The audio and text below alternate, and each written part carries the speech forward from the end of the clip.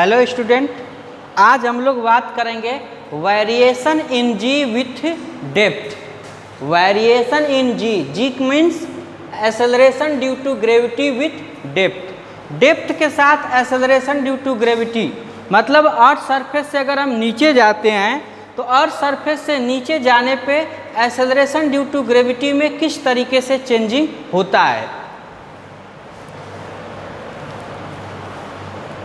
तो चलिए सबसे पहले इसका फिगर समझते हैं। सपोज दिस इज अर्थ, मानिए कि ये अर्थ है और ये अर्थ का सेंटर O और इसका जो है रेडियस RE और इसका density rho. Density means mass per unit volume, मास per unit volume density rho, और total mass of earth is ME। तो ये सारा इंफॉर्मेशन हम ले लिए कि suppose this is a earth with centre O, radius RE, density rho and mass ME। अब हम यहाँ पे कंसीडर करते हैं कि यहाँ पे एक मास है, स्मॉल मास, या कोई बॉडी लेते हैं जिसका मास स्मॉल m है। एक बॉडी लेते हैं जिसका मास स्मॉल m है। अब हम फिर निकालेंगे कि इस अर्थ और इस बॉडी के बीच कितना ग्रेविटेशनल फोर्स वर्क कर रहा है। तो ये ग्रेविटेशनल फोर्स जो होगा वो ग्रेविटेशनल फोर्स लिखेंगे तो F equal to GME m/RE²।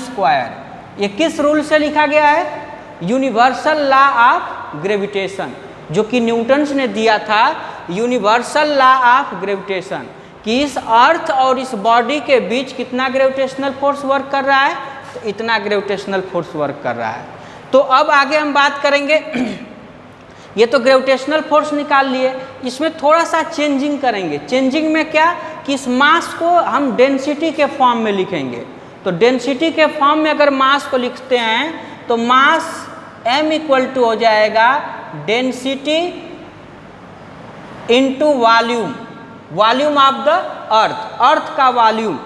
तो mass m equal to earth का मास लेंगे तो ME इक्वल टू अर्थ का डेंसिटी रो। चूंकि अर्थ एक स्फेयर है, स्फेरिकल फॉर्म में है, तो स्फेयर का वॉल्यूम निकाल देंगे तो कितना हो जाएगा 4/3 पाई RE का क्यूब। मतलब मास ऑफ अर्थ हो जाएगा 4/3 पाई रो RE का क्यूब। अब ये ME की वैल्यू इसमें रखिए, इसको इक्वेशन नंबर 1 कर देना, इसको equation number 2। By putting the value of ME in equation 1, we get force F equal to G small m a। ME की वैल्यू क्या है 4/3 पाई रो RE का क्यूब इंटू M अपान ये क्या है RE का स्क्वायर। सॉल्व करेंगे तो RE के स्क्वायर से ये 3 में से 2 कट जाएगा, 1 बचेगा। तो ये फोर्स कितना हो जाएगा? फोर्स हो जाएगा 4/3 pi rho M into RE। Equation number 3 ये हो गया, ये फोर्स मिल गया। अब इसी फोर्स के कारण ये फोर्स जो यहाँ पे कैलकुलेट किया गया है, इसी फोर्स के कारण इस बॉडी में एक एक्सेलरेशन जनरेट होगा। क्योंकि हमें पता है कि जब फोर्स अप्लाई होता है तभी एक्सेलरेशन होता है।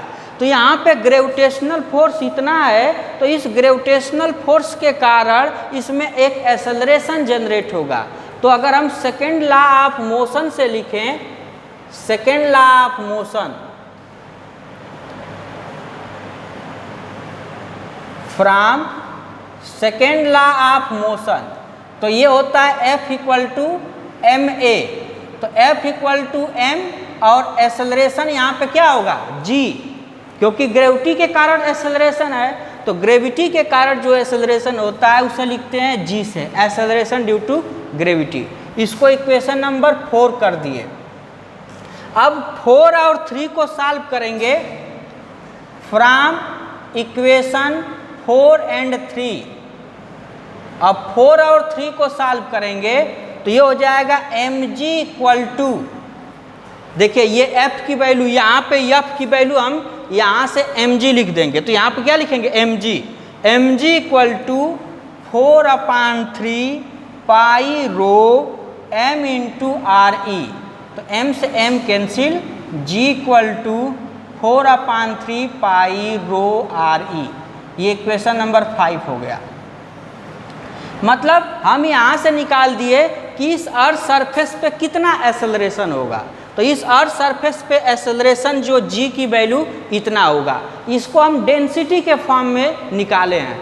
हाइट वाला जो variation in g with height जब सॉल्व किए थे तो इसको इस तरीके से नहीं किया गया था, वहाँ पे डेंसिटी के फॉर्म में नहीं किए थे, बट यहाँ पे हम डेंसिटी के फॉर्म में कर देंगे। तो ये इस तरीके से होगा। अब थोड़ा सा फिर फिगर में थोड़ा करेक्शन करते हैं कि अब इस बॉडी को अर्थ सरफेस से डेप्थ पे ले जाते हैं। ये अर्थ है और इस अर्थ सरफेस से यहाँ पे डेप्थ में ले जाते हैं।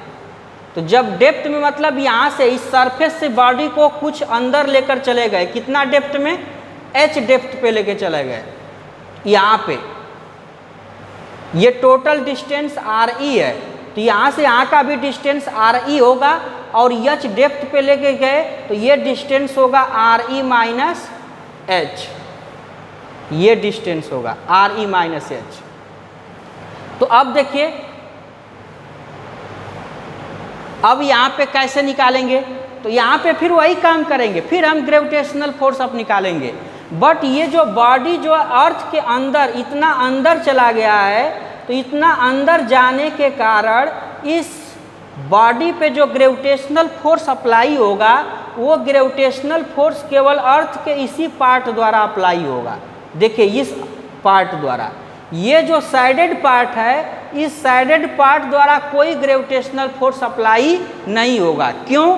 क्योंकि ये केविटी बन जा रहा है और ये जो बॉडी है ये इस केविटी के अंदर हो जा रहा है, ये बाहर आउटर केविटी बन जा रहा है और ये सॉलिड जो स्फीयर इनर स्फीयर है इसके कारण ग्रेविटेशनल फोर्स अप्लाई होगा। तो यहाँ पे फिर हम निकाल दीजिए। तो ग्रेविटेशनल फोर्स अब निकालेंगे, तो ये gravitational force F equal to G M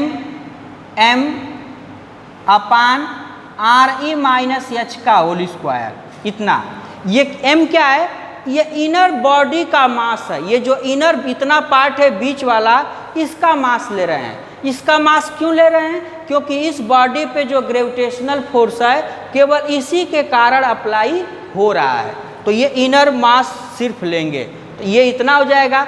inner mass को फिर डेंसिटी के फॉर्म में चेंज कर दीजिए।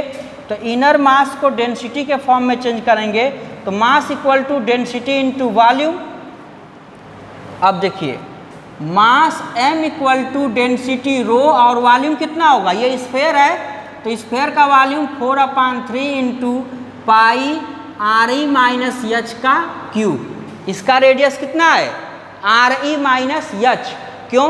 क्योंकि इसमें से एच क्या हो गया है? माइनस हो गया है। ये एच वाली केविटी, एच हाइट डेप्थ में जाने के कारण रेडियस में एच की कमी हो गई है। तो ये हो गया आपका मास। मास इसमें रख दीजिए तो फोर्स हो जाएगा F equal to g into 4/3 rho pi R E minus H का whole cube into m upon R E minus H का होल स्क्वायर। सॉल्व कर देंगे तो F इक्वल टू हो जाएगा 4/3 पाई रो जी R E minus H into M. ये force निकल गया। तो एक्सेलरेशन कितना होगा? फोर्स निकल गया तो एक्सेलरेशन इस बॉडी में कितना एक्सेलरेशन होगा? तो एक्सेलरेशन A इक्वल टू होता है F अपान m। चूँकि ग्रेविटी के कारण एक्सेलरेशन है तो इसको हम G डैश लिखेंगे। यहाँ पे F डैश कर दीजिए ताकि इससे डिफरेंट हो सके, इससे डिस्टिंग्विश करने के लिए इसे F डैश कर दिए। तो G dash equal to F dash की वैल्यू 4/3 पाई रो जी R E minus H into M upon m। m से m cancel. G dash equal to 4/3 pi rho ji R E minus H. ये G dash हो गया। तो अब ये देखिए G dash की वैल्यू और यहाँ पे निकाले हैं G की वैल्यू। अब G को जी डैश से डिवाइड कर दीजिए। तो यहाँ पे डिवाइड कर दीजिए। Now G dash upon ji equal to क्या मिलेगा 4/3। जी डैश की वैल्यू 4/3 पाई रो जी R E minus H upon G की वैल्यू ये जी की value 4/3 pi rho into R E. Solve कर लीजिए। 4/3 से 4/3, यहाँ पे कैपिटल जी छूटा हुआ है, ये देखिए कैपिटल जी यहाँ से इंक्लूड कर लीजिए, इसमें भी कैपिटल जी होगा। कैपिटल जी से कैपिटल जी, 4/3 से 4/3, पाई से पाई, रो से रो। फाइनल रिजल्ट क्या मिला? G dash upon ji equal to R E minus H upon R E. अब देखिए इसी में हम कंक्लूजन निकालेंगे। इसमें कंक्लूजन निकालेंगे तो आप पाएंगे कि ये जी डैश है और जी डैश न्यूमरेटर है, यहाँ पे numerator are E minus H है, यहाँ का डिनोमिनेटर जी है, इसका डिनोमिनेटर आर ई है। अब यहाँ पाएंगे कि इसका न्यूमरेटर जो है डिनोमिनेटर से छोटा है, क्योंकि आर ई माइनस एच है, उसमें से माइनस एच किया गया है, और ये कंप्लीट आर ई है, इसमें से कुछ भी माइनस नहीं हुआ है। तो इसलिए are E minus H upon R ई में ये न्यूमरेटर छोटा है, तो इधर का भी न्यूमरेटर छोटा होगा, मतलब जी डैश जो है जी से कम हो जाएगा। तो जी डैश जी से कम होगा, इसका मतलब जी डैश क्या है? डेप्थ पे है, मतलब अर्थ सरफेस से नीचे जाने पे acceleration due to gravity small g की वैल्यू घटता है। The value of small g means acceleration due to gravity decreases with depth. Okay.